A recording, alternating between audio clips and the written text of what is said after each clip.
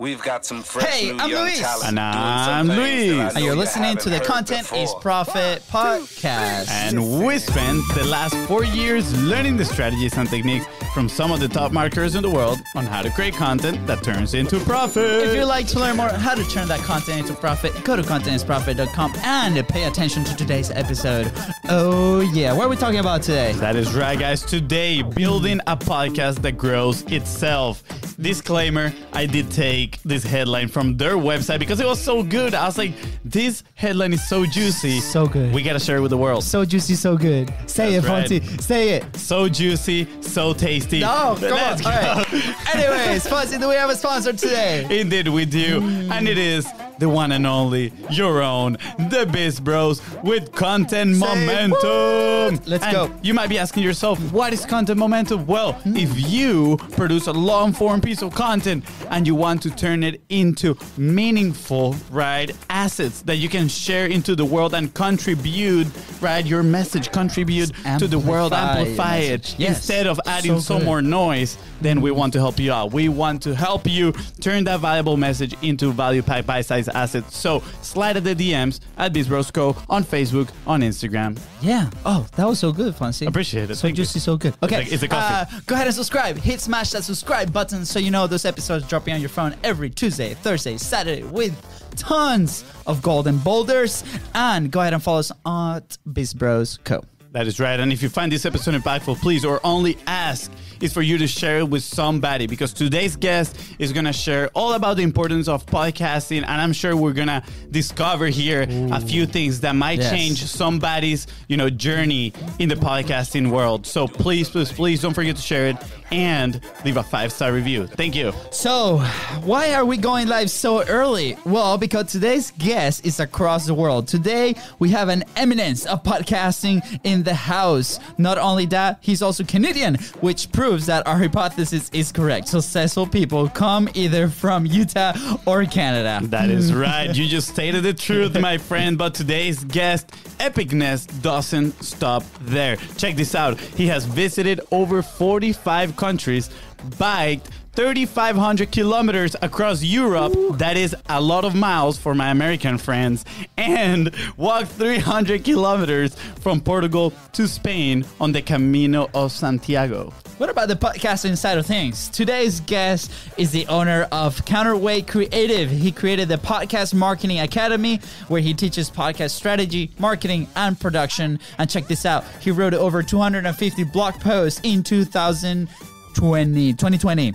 That's right. How insane is that? That is pretty epic. that's so good. Can you even imagine writing 250 blog posts in 1 year? It's like, I feel like at the end of the year, my fingers would be like this. Like, I'll be like cramp, all my fingers. But, with that being said, please welcome master podcaster, founder of Counterweight Creative, and citizen of the world, Jeremy Enns. Hey, thank you guys so much for having me on today. Absolutely. Jeremy, man. welcome. As you can tell, we are pretty pumped up that you're here with us today.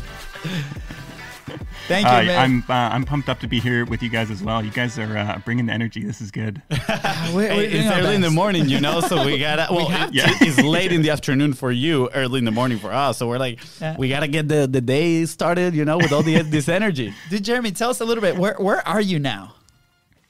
So I and my girlfriend, we just got to Belgrade, Serbia. We spent the last 3 months in Croatia. We were in Split, Croatia there, and we were in Lisbon for 3 months before that, and then in the UK for 6 months before that, when the lockdown started.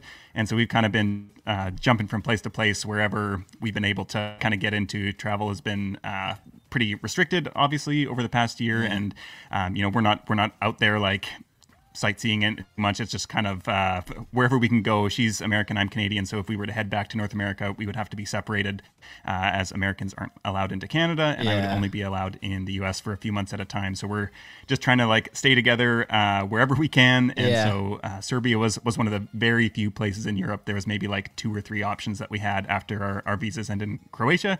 And so we're here now, and it's been snowing the past few days, and I think it's supposed to warm up now in the next few, but it's been a little bit colder than it was in Croatia. That's amazing. We're happy to be here. Oh, man. In the name of love. In the name of love, yeah. I mean, you guys, this is such a cool thing, right? Like, because, it's an incredible love story. Incredible let me tell you. love story. And we need to write a book about this. Just saying, Jeremy. Yeah. So, for those who don't know you, do you want to share a little bit of your backstory? Like, how this started? Obviously, the amazing feats that you've done with just the physical challenge of the things that you've done, the company, the academy. Like, how did everything start? Like, how was your, beginning? Yeah, it's actually kind of funny. I don't normally start my story with the travel stuff so much, but as we've been talking about it now, it actually does all tie back to that. And you mentioned in the intro there, I'd done the cycle tour across Europe with a friend of mine. Before I ever got into online business, I didn't know online business existed or any of that. But since I was, maybe 10 years old, around that time, I'd always wanted to travel and had this real, thirst for exploration. And so that had always been something that I wanted to do, but was never quite sure how that was going to work out. And so when this friend and I, he came to me, we had been talking about traveling for a number of years. He was a high school friend, and a few years after graduating, he sent me an email one morning, and it was just like, hey, so all these countries that we've had on our list that we always wanted to go to. Yeah. Don't laugh, but I think I thought of the perfect way to see them all. Cycle tour. And immediately I was like, oh yeah, that's perfect, because we were both big cyclists and just as commuters and just for fun. But when he proposed this, I was like, okay, we got to do this. So we spent, I think, about a year saving up, and then took a year off, just quit our jobs. We didn't have, any kind of real jobs at that point. Yeah. And did the cycle tour for 3 months. And then I did a backpacking trip in Southeast Asia with my girlfriend at the time for another 4 or 5 months, something like that. So spent 9 months traveling, and definitely, I had always wanted to travel at that point already, but I got the bug even more. And so when I came back, I started getting curious about, what the options were. And I stumbled onto both the worlds of podcasting and online business at pretty much the same time. Yeah. When I'd heard about podcasts for a while, I was trained as a sound engineer, so obviously had that audio editing and mixing and mastering and all that kind of technical ability.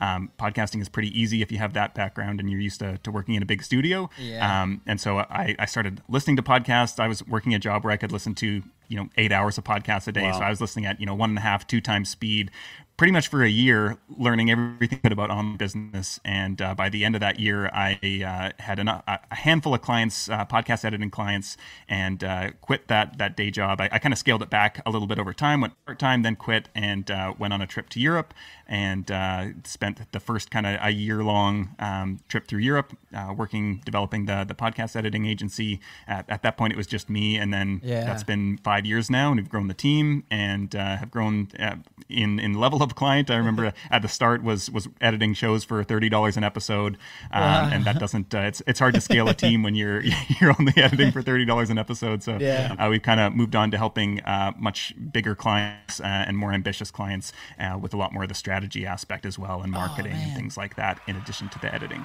Wow, that's amazing. You got the crowd roaring right here, Jeremy. I know, they're going crazy. Okay, guys, come on. We silence a little bit. We got to continue the interview. Jeremy, I just want to highlight, obviously, everything's super awesome. We could potentially do a full series of this interview, just diving into your individual experiences. But I want to highlight something that comes to our conversations quite a bit, which is the pricing part of things, right? You mentioned, hey, you started with $30. For us, when we first started, too quickly, we realized that the service that we were offering 4 years ago was not scalable at the price that we were selling it, right? So we had to kind of learn and evolve, right? Go to different type of clients sometimes, right? So before FONZI asks the smart questions, right? Because he's really good at this. How was that realization moment, and what are some of the steps that you took maybe to show some people, right? Because the people that are listening to us are either starting their own businesses, right? They might be working in sales towards that frictionless sale. What are some of the steps that you took to be able to make that leap, right? Believe in yourself that you guys obviously could do it. And how was that process for you? Yeah, I think for me, the light bulb moment was reading Profit First. I don't know if you guys have read that book. I know it's a popular one in the business and online business world. Not yet, but fun fact, Amazon just delivered it 2 days ago. So we'll be diving in. You're not the first person this week that says it, so the universe is telling us, go there. And I think that up to that point, I had been basing all of my pricing off of nothing, basically. And so, when new clients were coming in, I would, raise the prices every client or two. And luckily for us, we have what is essentially a subscription model where clients are with us for the long term, and it's monthly packages that we're selling. So there's not a lot of turnover. And so that kind of gives, with that type of business model, you have some flexibility to just continually raise prices. It's because you still have the old people, you can kind of grandfather them up. And so I was raising things a little bit every so often when we got new clients, but we weren't getting new clients in the door every week or anything like that. So it was pretty slow. And I was looking like, what everyone does, where you go look at all the other production agencies out there and see what other people are charging and kind of say, well, okay, like, how do I fit into this? Are we offering the same thing? Are we offering more? Are we offering less? And what types of clients are they working with? And so, that's never a good strategy. But of course, when you're starting out, it's hard to know what else to do, because we all want to charge 10 times what we're worth, but it's often limiting beliefs that we have ourselves that are keeping us from that, and it's hard to overcome those without any kind of other outside validation of seeing that, other people are successfully doing this, or that clients are willing to pay this, or whatever. And so when I read Profit First, there was part of the book he talks about basically what your margins should be based on your level of business. And he's got a whole formula that you go and plug in your numbers and see what they're at. And based on that, then you make these allocations to these different bank accounts, and it can get a little bit technical, so we won't go into that. But basically, I looked up like, okay, my profit margin should be this. And I looked at it, and it was like it was laughable how far off it was. And he says in the book, he's like, probably most people, like, this is going to be way out of whack when you're reading this, when you're going to put this into effect. And I really like, he talks about that in the book. He does a great job of not making you feel bad for like messing all this stuff up, because nobody teaches you this. And we, we're all just making it up on the fly and charging when, especially if we start from like a side hustle or something like that, we're taking whatever we can get. And so that was kind of the moment where I was like, oh, this is what my profit margin should be. Okay, and from there, then I built a Google sheet that had basically programmed in, okay, if editing costs, if I'm paying my editor this much, my show notes writer this much, my admin person this much, plugging in all these things, and then for these different packages, then this is what, 50%, the 50% profit margin should be. And then I know, okay, well, I can just plug in what everybody's rates are, how much I'm charging per episode, how many episodes, whatever, and then this is the amount I should charge per month. And based on that, then I was like, okay, actually now I feel solid. It was so much easier to quote people because I knew, okay, this is the work we're doing and this is what I should charge. And because of that, I think it was like easy to, it made it so much easier to write up proposals, but it also gave me a lot of confidence in knowing like I have to charge this much. Like if I don't charge this much, the business is going to go under. Like I can't afford to keep running it. And so it wasn't even about like, I think sometimes when you are thinking about, especially when you're starting out, like doubling your rates or something like that, it feels almost greedy sometimes. Like, well, I don't need that much, or like, how could I mark it up by, 100% over what the costs are? Like that's so much. Nobody's going to pay that. They can get it way cheaper. But when you start looking at this over the long term of like all this other overhead that goes into it, and I mean paying yourself a salary, then you kind of realize like, oh yeah, I won't be viable in 1 year, 2 year, 5 years, whatever it is, if I am not actually building this profit margin into it. And that's especially true like when you think about it, what I recently had another realization just in the past few months that I wasn't building in enough profit margin to expand the team, to add on roles that aren't actually part of the client deliverables. So like a operations person and a marketing person for myself, not for our clients, and all these things. Like there's no, if you don't have additional profit margin, like you need to build those in before you actually want to hire those people so that you have that budget when you do. And so that was kind of, I realized that and have now built that into my spreadsheet again or my calculator so that is all accounted for as well. But I mean, each time you add those new things in, it's just like, oh man, this is getting expensive. But you also kind of understand why a lot of services cost so much is just because there's a lot that goes into them. Yeah. Oh, so good. We're going to celebrate this. Obviously, crowd going wild here in the studio. This is what we call, Jeremy, a golden boulder, right? It's like a golden nugget, just way, way bigger. This is amazing. Like this segment right here, we're definitely going to chop it up and share it with the world, because hopefully a lot of people will watch this and ask themselves, am I charging enough, right? And you're doing a favor, because when you don't charge enough, right? You might even resent the client that you're working with because now you're like, oh, I'm not getting paid enough to do all this work. Instead, when you have your margins and you have it all figured out, like you, Jeremy, right? Then you can go and say, I can fully support and service this client right here with all of my ability and attention that they deserve, right? So it is such an important point that people need to accept. And it is difficult to come by through, to that confidence, build up that confidence of when you quote someone telling them, hey, it's not, the price used to be this, but now we're going to charge you, maybe 50% more, or who knows, way more than it was before. And it is ultimately because of them. You are building your business to serve clients in a better way. So thank you so much for sharing that.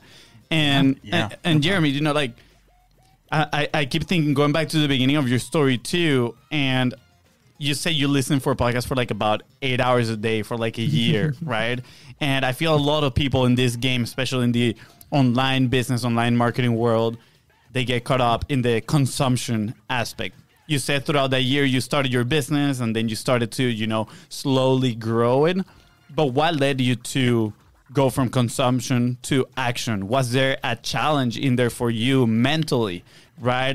Your mindset, how did your mindset change? And how did you go about acquiring those first few clients for yourself? Yeah, that's interesting. I think I was always experimenting. I actually, when I first started listening to podcasts and getting into the world of online business, I was pursuing a photography business. So I'm still into photography. I don't have as much time for it anymore, but that used to be a really big part of my life, and especially related to traveling. And so I was looking to build a photography blog and wanted to do courses and all that kind of stuff under that. So I was writing maybe 2 articles a week or something like that on this blog, and it was kind of getting a bit of traction.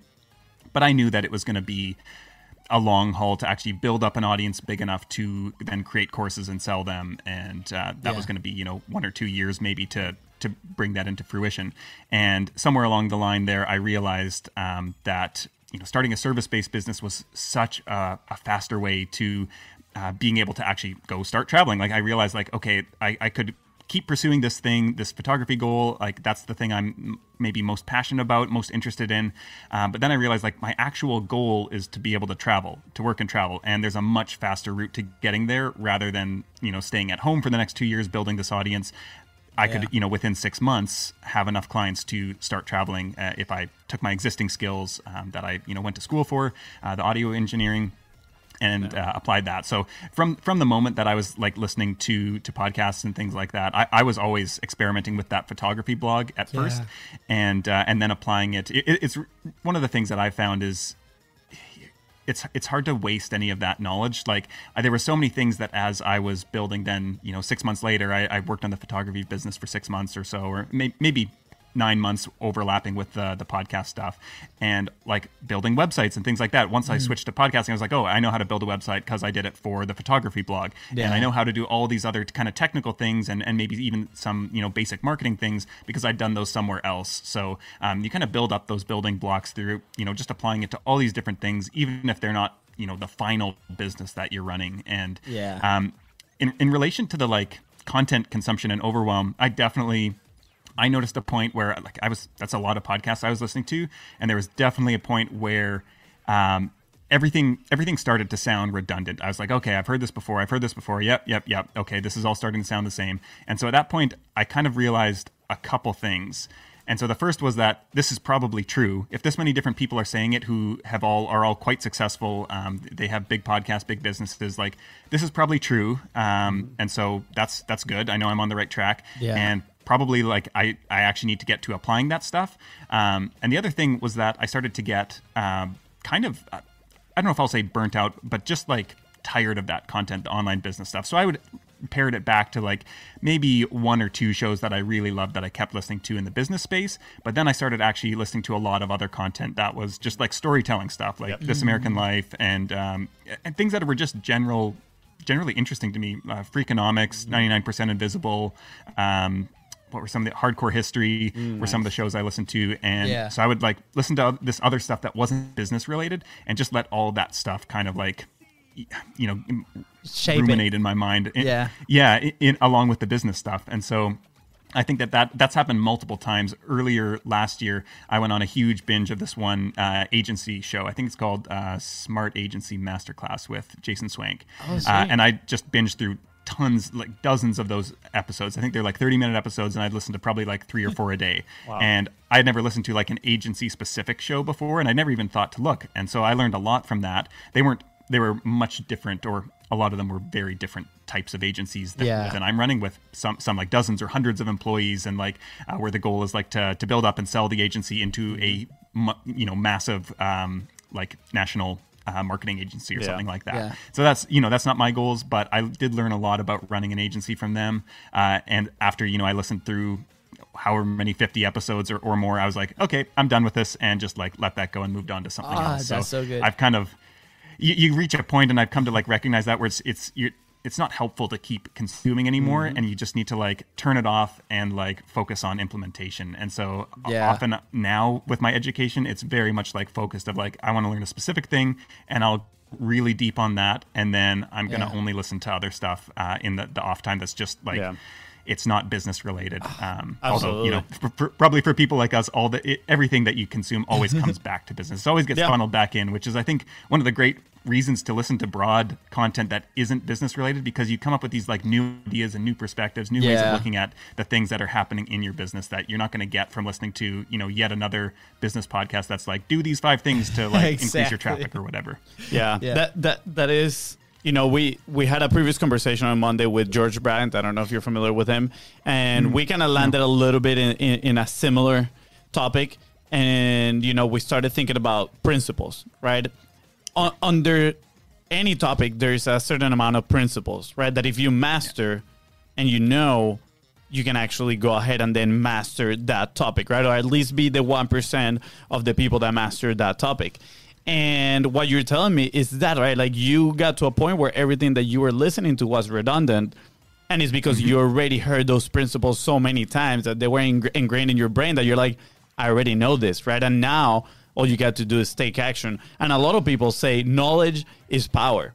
And in reality is action on that knowledge is power. Just knowledge by itself, it won't do anything for you, right? We need to take action on that. So it's so important. Thank you for bringing that up.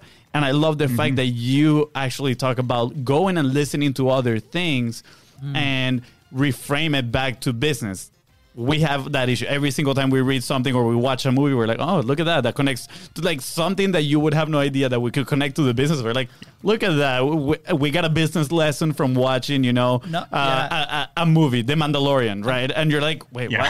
How do you even do that? Yeah. And that is the basis of creating ideas. One of our favorite books is A Technique for Producing Ideas. It's like a 20-page book. It's super short by a copywriter.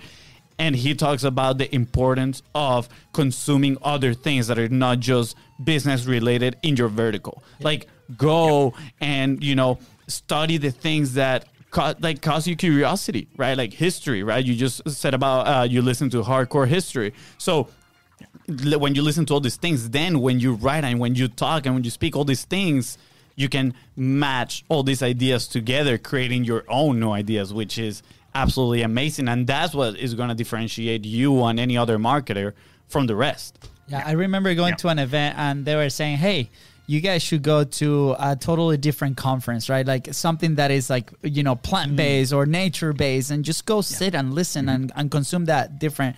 And, right now we have the advantage of the technology or podcast for those listening to podcasts, right? Like, for me, same thing. Like I listen to a lot of Wondery shows, right? The way that and we take some tips of like how they produce the show. I think Planet Money is one of my favorite ones, and the episode 1000. I think what they did was they broke down how they do their episode, like their faces and their framework. And I was like, wow, this is a masterclass on its own. It's like they're just putting it out there. Somebody else can grab that framework and apply it to yourself. And not only that, but on different topics, different kind of conversation. And I think that's such an important thing.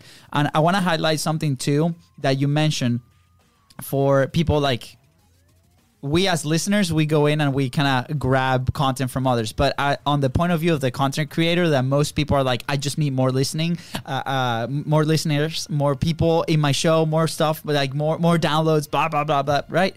for us, our mission is to hopefully provide the tools and the inspiration and for them to take action. So I'm going to be okay when having this amazing conversation with you, Jeremy, that somebody's going to take that and they're going to go out and execute. And then they might not listen to 10 of my episodes, but then they might come back and they grab another piece of information. So that is more rewarding to me. So detaching myself from that metric or the people that might be coming in, it comes organically. And if you're truly having fun and adding value, more people are going to come in. But I'm truly okay with people coming in, taking this lesson that you just like drop this golden boulder and go execute. And then they might come back 3 months down the road or 2 months down the road. And that's okay. Yeah. So I just wanted for people that are listening and they're content creators, know that that's okay. That's why we create the content, to go help people so they can go execute. Yeah. Jeremy, I'm extremely curious. When in your journey was it that you realize that podcasting could be an incredible tool to grow your business,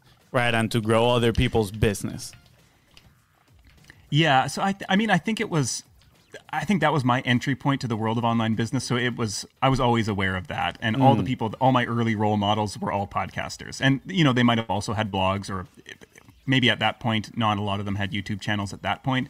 Yeah. But definitely like podcasting was their main content creation channel. So I think that was my introduction to online business. So that was always kind of like, okay, this is a great way to grow your business. Yeah. And I think it wasn't, I think it's more been in the past couple of years that I've actually had a kind of shifting perspective. And I think that things have changed in the world of podcasting here, where 5 years ago, you could start a show and there probably wasn't that much competition. So if you had a great sounding show and your content was okay, you're probably going to grow a pretty big audience. Yep. Whereas today you can have a great sounding show and great content and you can still remain entirely obscure. And so kind of what I realized is that like a lot of our clients were signing up to work with us, starting shows, paying us quite a bit of money, and they weren't getting that results. And some of them really were and some of them weren't. And so I started getting curious about like, well, okay, both like let's take client A and client B, one's growing, one's not. They both have great shows, they both have great content, great big name guests. Like, what's the difference here? And what I realized is that today in like 2021, podcasting, I think, plays a much different role in a marketing system than it did 5 years ago. And so today, I think that podcasting, actually, I'll start with where most people are still kind of coming at podcasting from an outdated perspective, where they're starting a podcast, and this applies to any kind of content creation, as a tool for audience growth and exposure. Mm-hmm. And it like definitely can do that. But of course, as anybody who has a podcast is likely aware, specifically podcasting, discoverability is still a major kind of hurdle or problem for podcasters. That there's been no great solution yet for just getting organic listeners, whether that's through SEO. Like there are, you can structure your podcast episodes and show in a way to encourage getting found, but none of the platforms are really that great at that yet. And I think that's going to be changing, but at this point, it's not. And so people start podcasts as a way to grow their audience, but what they don't realize is that you actually have to like market your marketing, which is the podcast, and that no show is really going to grow that much. And there are exceptions. Most shows, though, I should say, are not going to grow without you actually doing outside marketing, pulling people to the show. Yep. And so that's kind of like disheartening when you think about it. You're like, well, okay, then why am I even starting the podcast if I have to market that to get people into the podcast, which is to get people into my business? So why don't I just do whatever the other thing is to get people into my business?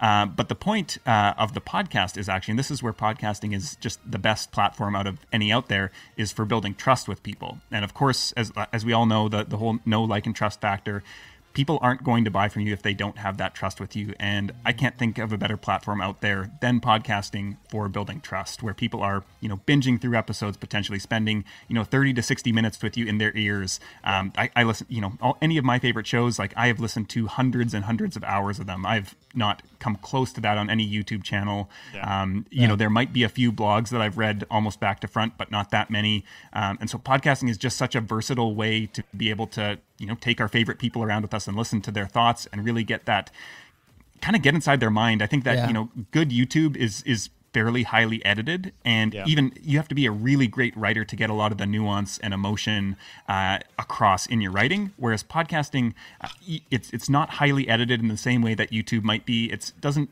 feel as much of a performance sometimes. I think it's much more intimate, and people are used to, just listening to more at length conversations that are just free flowing. And, we know that a lot of times as podcast producers, they are quite highly edited, but they still feel more natural, and they're not quite as like snappy and to the point as YouTube content might be to keep people engaged. And so I think like with that over time, like podcast listeners, like anybody who's listening to this, think of your favorite shows. Like you feel like the host, and when they come out with a new product or offer, if it's a good fit for you, it's like the decision's already been made. Quick, you're going to buy it. And so I think that's where podcasting like really shines. And I think that's a bit of a reframe that people. Oh, do we lose you, Jeremy? That was the golden border just like went through them. The internet crashing us. It's all good. It's all good. We're there we go. We got you back, Jeremy. We got you back. Yeah. I mean, you just broke the internet with that comment. Yeah, I was just. So good. Yeah, I just to finish that off. I think it's just a reframe there that people need to say, well, the podcast plays one role, which is the trust building tool, and then we need something else, which is the exposure tool, in order to get people into the podcast. And just exposure alone is not going to turn into sales. It needs that exposure, then the trust, and then you're going to convert people into clients and customers. That's amazing. So, all right, so we already discarded that, the outdated perspective of podcasting is just like going there for discoverability and exposure. Like you cannot just create a podcast, put it out into the world, and say, people come to me, right? I mean, that saying of we'll build it and they'll come, that doesn't exist in this marketing world. Now we got to market or marketing, right? How do we go about doing that? Or at least what are like some of your 1, 2, or maybe top 3, tips for somebody that is, maybe they have 5, 10 episodes out already, and they're like, okay, how do I market now my marketing? Because I am not getting traction. I'm not getting, to connect with the people that I want to. How do I go about doing that? Yeah. So I think the first thing here is you talked about at the start how the title to create a podcast that grows itself, which is kind of converse to what I was just talking about here. And so I think that we still do want to address like good shows do grow by word of mouth, and good anything grows by word of mouth. That's almost the only way that anything ever really grows. It's really hard to market yourself to success on just marketing alone. Yeah. And so I think where most people, if you're not getting traction, it's probably because you're not aiming narrow enough. And of course, if this is something I've struggled with, this is something that everybody struggles with content marketing, with your business, with like anything where you're trying to reach an audience, we don't narrow ourselves down enough with our niche. And so how I like to usually think about it is thinking about like which group of people, and this could be, demographics, psychographics, hopefully a mix of both of those, but which group of people can you realistically become the very best in the world for? And so start like narrowing that down and think like at some point you can add in so many filters and variables that you might actually already be that best option in the world. And so at that point, maybe you actually want to widen it out a little bit so it's a little bit more aspirational. You have to do some work to get there, but you have a chance at actually becoming that top person for that very, very specific group of people. Yeah. And once you're able to do that, like that's when word spreads, when you can be known for one singular thing that you do better than anyone else. And I think a lot of people, when they're thinking about this, when you think about being the best in the world at anything, that feels like, well, you need to like give up everything else in your life and just dedicate yourself to that. And I don't think that that's necessarily the approach you need to take. It's more on the narrowing your line of sight of who you're actually looking to appeal to. And so once you do that, that's when people start to market the show for you. And when you can be that like just absolute best, if somebody says like, okay, well, what is the best show out there on, let's say we work with a lot of wellness people. So let's say paleo diet for women in their 50s or something like that. Like that's a pretty narrow niche there. And if you could be the go-to person for that, I think that's achievable for almost anyone who already has a background in paleo diet or in fitness. They could probably, dominate that small niche. And once you do that, then it starts to spread outwards, because I think the place where people get it wrong is they think, well, if I say that this is my niche, those are the only people who are going to listen to me. But really it's about those are the people you're marketing to, And actually a whole bunch of other people are still going to be interested, even though they're not quite your core target audience. There's going to be, maybe 70% overlap, and it still might be the best content for them because they like your personality or whatever that is. Absolutely. And so it's not excluding people. You're still going to get a lot of those people. It's just you're marketing specifically to one group of people. Yeah. So I think that's the first thing to address when it comes to like growing a show. In terms of like actually getting that exposure, my favorite way is to do podcast guesting on other shows. And this is something like you can be so targeted with who you get in front of by the shows that you reach out to. Because you can look at the show and you can say, okay, well, clearly this show is appealing to, let's take your show, for example. It's appealing to people who are, into content marketing, entrepreneurship, online business. And so if I'm looking to get in front of those people, I can look at your show and be like, okay, well, that's my audience right there. And of course you can get even narrower depending on the vibe, even within like those shows. Like maybe there's some shows that have a super like aggressive vibe versus like a heart-centered vibe or something like that. So you can look at the shows, you can listen to one episode and you can be like, oh, this appeals to the people I'm looking to get in front of. Absolutely. And so you can go out and pitch those people. And if you are an expert in any kind of subject matter and that overlaps with that audience, that would be beneficial to that audience, then, chances are you have a good shot at being featured as a guest there. And, it's not about getting on shows with millions of followers, but even, 500 people who weren't aware of you before, but who are perfect fit for what you do. Like that's a really significant kind of addition to your audience potentially. Yeah. And that also the people that listen to those podcasts, they already trust that person. Yep. And by them having you on their platform, that, kind of like signifies to the other people like, hey, we trust this person as well. And it gives you like this level of not authority, right? But like trustworthiness, if you want to put it that way. And now their audience, you're leveraging that trust, which is huge, right? And also something that comes to mind when you were talking about niching down into your market is one word equity, right? And it's kind of like, okay, what is that one word that as soon as people say it, they know is you? Or in this sense, we can do one sentence equity, for example, like you said, right? Paleo market for moms over 50 years old. That is very niche, right? So when I say this, who is the person I'm thinking about, right? And the easiest example of all is search, right? When we say search, we all think about Google, right? Of course. Mm-hmm. And when people say content is profit, people think about BIZBROS. Okay. Hopefully that's the goal. That's the one sentence equity we're going for, right? Come on, guys, go spread the word. And when they go for podcast producing, they're thinking about Jeremy right here, right? So those are the things that we want to work in with our podcast and our messaging. So I love that. Thank you for bringing that on. And the guesting side of things is just so interesting and important that I think is so overlooked as well. I mean, I'm pretty sure we're labeling this episode like a podcasting masterclass because you're just giving everything, right? Like, and it's not secret formula. It's the consistency plus the things that you just mentioned. And also have somebody we want to add to, the benefits of publishing, right? Like as whatever podcasting or whatever medium, right? We're talking about podcasting today, but for us, it changed everything, right? Like the second we dove into our show, that's when everything changed. We were able to grow. We were able to scale. We were able to find those amazing people that now we call clients and partners, right? Now, also, there's a change that happens inside of us, right? We were chatting yesterday with Shelly and also Monday with George about this effect that publishing does inside of you. Like you communicate better. You now have the confidence to have amazing conversations. Mm-hmm. You might have really cool relationships that before you were not able to access, right? I'm just going to throw this out there. Like we would have never thought about, meeting Jeremy that was in Croatia if it wasn't for podcasting. Absolutely, right? And yeah, now you have two Venezuelan brothers. I'm sorry about that, but it's what happens.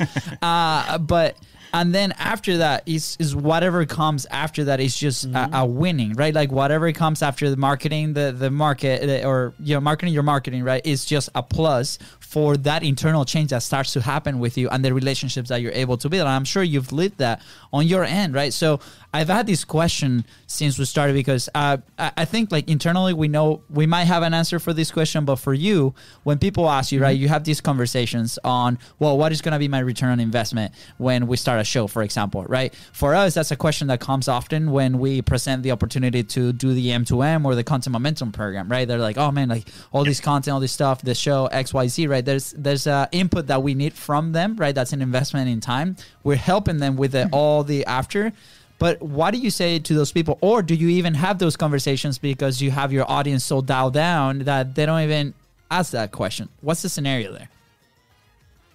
Yeah, so I think a lot of the people who come to us, they are already sold on podcasting itself. And so I think, there have been people who, I do have sales calls with every so often who are just exploring, they're on the fence. And those, if rarely they turn into clients, sometime down the line, it might take 6 months or a year. But I'm, really upfront with people, kind of like we've been talking about here, that, podcasting is probably not going to be a quick win. It's not going to grow your audience overnight. It's probably going to take a year. One of the things that I like to say is, this, I always say it regarding podcasting, but this applies to any kind of content marketing. Yeah. But you can do it for a year and it probably won't feel like it's worth it. It might feel like maybe you've kind of broken even on the time you've put in.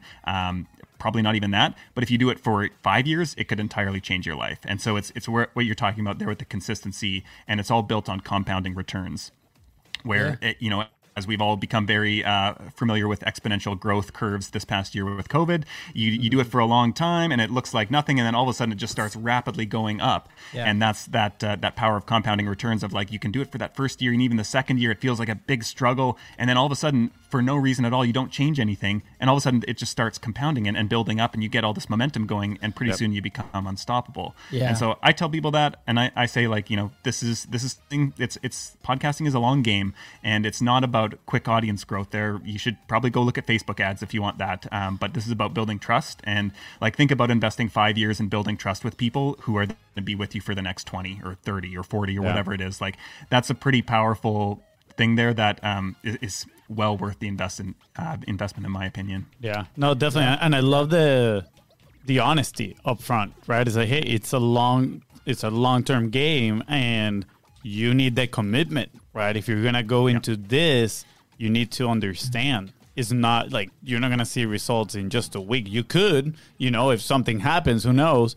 But the normal is that long term. So being honest again with your clients, and I think that goes back to the pricing part of things, right? Because when we are, giving a proposal to somebody and they're like, why is it so much more than these other companies? I say, well, because, I'm building this company and I want to serve you in the best possible way. Again, being honest. And it ties to what you just said. Oh, man. Dude, Jeremy, today has been an incredible masterclass. I mean, at some point, I'm going to throw it out there. We need to bring you again part 2 and continue to dive deep, because it has been incredible.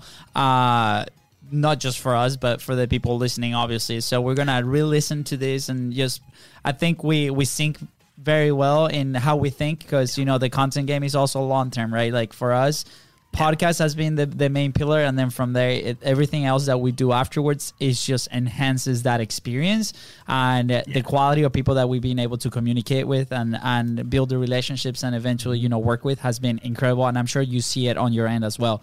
So with that, we have a couple questions here for you to wrap up the show. I'll take the action point. You take the action point question. Yeah. Okay, sweet. So Jeremy, we usually ask, right, what is one action point that we can leave the audience with to take their business or their podcast in this conversation to the next level?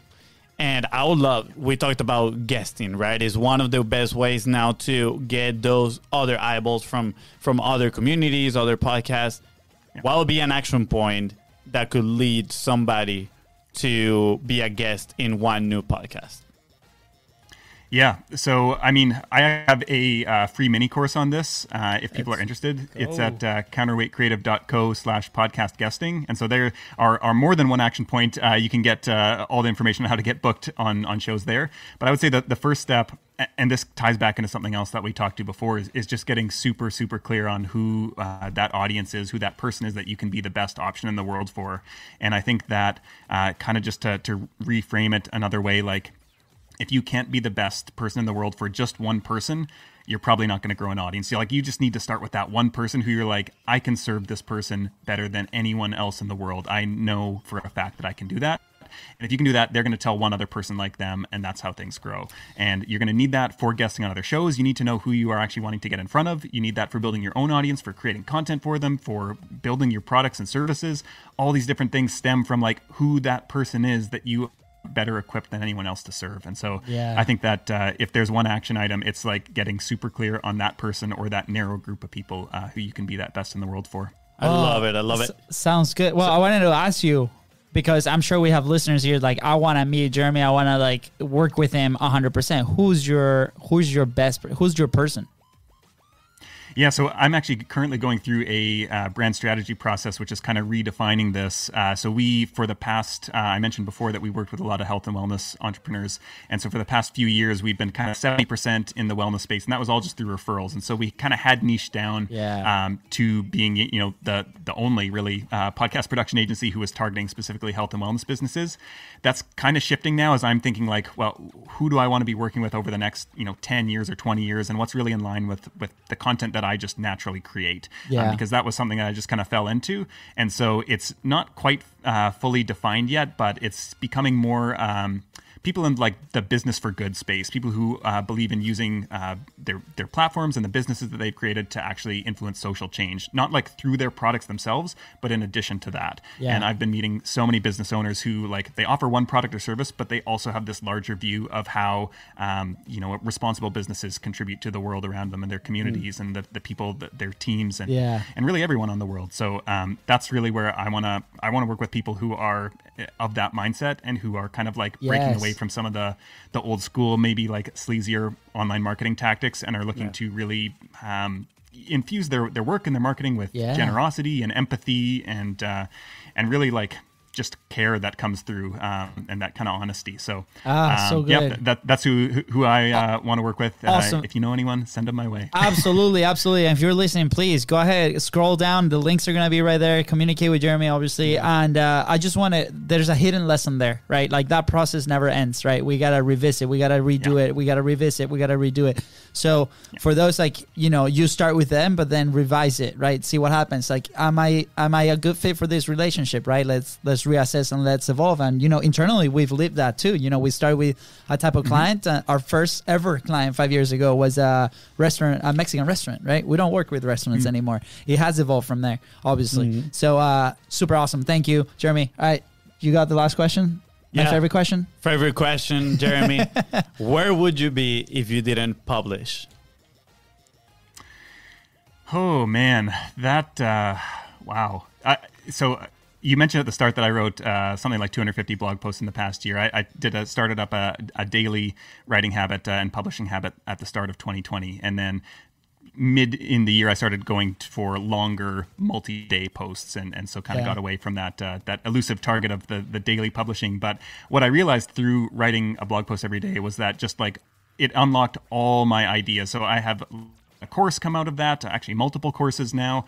I have had product or like service offerings for our clients. I've had like future business ideas, like just everything has come from that publishing, writing and publishing and creating that content for me over the past year. And that single habit has just like transformed everything for me in terms of my like confidence and like feeling like, I think the biggest thing is having written it all down and published that content. It's like, now when somebody asks me a question, I'm like, oh yeah, it's easy for my brain to go, yeah, I have an answer for that because I wrote it down and published it. And so I feel like so much sharper on consulting calls and things like that. I don't have to think through things. I'm like, no, I already know the answer to this because I already thought about that question and created content around it. That's amazing, guys. Go unlock your ideas. Go publish. And Jeremy, I want to give you here, because I know we're coming up towards the end of this episode, but I want to give you space for you to, share a little bit about the Podcast Marketing Academy. I checked it out. I know it is a cohort style where you get a group of people and you're actively, in there helping them. So I'm curious too, when is the next one going to be open? How people can find it? Yeah, so I'll have a link with all the information about me, a bunch of like recommended podcasts, books, stuff I'm into, as well as Podcast Marketing Academy and other resources like that. That'll be at counterweightcreative.co/content-is-profit. All one word there. But the next Podcast Marketing Academy is going to be going live end of March, early April, and there is going to be when it is available. And you can go to counterweightcreative.co/marketing and sign up for the waitlist there if that's something that you're interested in, and check out the information on that. Awesome. Thank you, Jeremy. Yeah, so good. I encourage people to go and check it out. If you got any value out of today's conversation with Jeremy, please go check it out. I'm sure you won't be disappointed. Yeah. Go connect, engage, go have those content conversations, guys. And with that being said, thank you so much for tuning into the Content's Profit podcast. Go ahead and subscribe, smash that subscribe button, and follow us on social media at BIZBROS. That is right. And if you find this episode impactful, which I am sure you did because Jeremy was incredible, please don't forget to share it and leave a 5-star review. Thank you. Bye, guys.